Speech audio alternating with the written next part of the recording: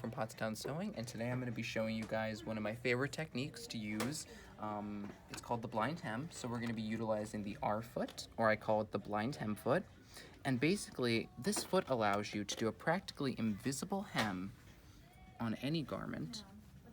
And this is great for the bottom of pants or a skirt or a dress, as it gives basically an invisible finish. So it's a way to kind of give that invisible finish without hand sewing, so you can get it done in a shorter amount of time. So the hardest part with this is the fold. So I'm going to be demonstrating for you guys at the iron how we do this fold. Alright, so now we have our fabric here. This is the right side, and we're going to actually flip it to the wrong side. So this will be the wrong side of our garment. And I'm going to start by just doing a regular fold. So this would just be my regular, like a 1/2 inch fold. Obviously you would measure depending on what your pattern wanted.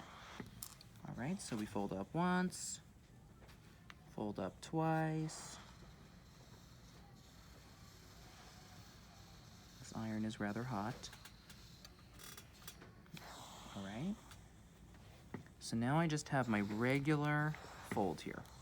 And is what I'm going to do then, so press it just like normal.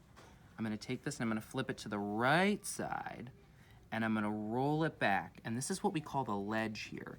So you want to give yourself as much room as possible. Between 1/4 and 1/2 inch is what you're kind of aiming for. And I like to just kind of give it a press, just because it tends to hold it for me, so I don't have to use as many pins. Now, if your fabric, let's say, is velvet or whatever it is, you know what I mean, and it can't be pressed, then you could just pin it, or you could use clips. Up to you. All right. So now we have what they call the Z fold. So as you can see, it looks like a Z. So that's what that means whenever you see that in the instruction books. This is what is called the Z fold. So now we're ready to head back over to our machine and sew it. Now what we're going to do is we're going to put our R foot on. So we're just going to pop this guy on. All right, and we're going to put our thread through the foot to the back. So now we're going to be choosing our blind hem stitch, and I want to show you, it's going to be stitch number 31, okay? And that's up there. So we're going to come down to our control panel here, and I'm going to punch in 31. Now this is the pre-programmed stitch length. I like to increase this to about a 3. And then I like to come up here to my tension, and I like to go down to a 3 just to start. You're gonna have to play around with it. It depends what fabric it is. Okay, so do a test. Start with a 3, and then if you're still not liking it, go down to a 2. But you have to remember to change it back to 4. That's super important. All right, so we have this on, and now what I'm gonna show you is, I'm on the wrong side of my fabric, right, and I have my ledge here. So on the foot, we have this little thing sticking out. This is called the flange. And so what I'm going to do is that's going to ride right along the edge of my fabric right here, okay? So I'm going to start, and I'm just going to carefully guide it. And it always starts by taking a nip of the fabric, and you're just going to keep going, keeping that flange guided.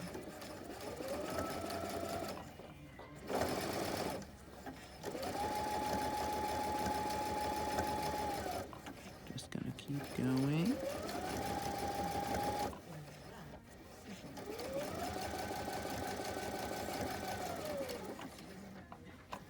Alrighty, and then I'm going to use my automatic scissor cut. Lift this up. So when you first take it out of the machine, this is what it's going to look like, okay? So I want to explain a little bit of what exactly this stitch is.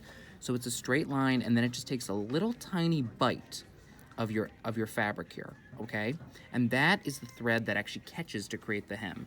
So when I fold it back, is all I have to do, and I used a contrasting color here, but all that I would have to do is go and give this a nice press, and I would have a beautiful hem. And I'm going to show you with one that I did earlier. This is with a matching thread. Look at that, isn't that beautiful? And this is what I'm going to show you. This one down here is using the pre-programmed stitch length with the machine. And as you can see, they're closer together.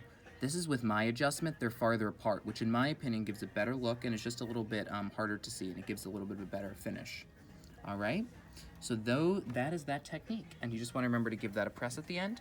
And thanks for stopping by for tips and techniques this week, and be sure to stop by for next week for part 2, where we're going to blind hem with a serger.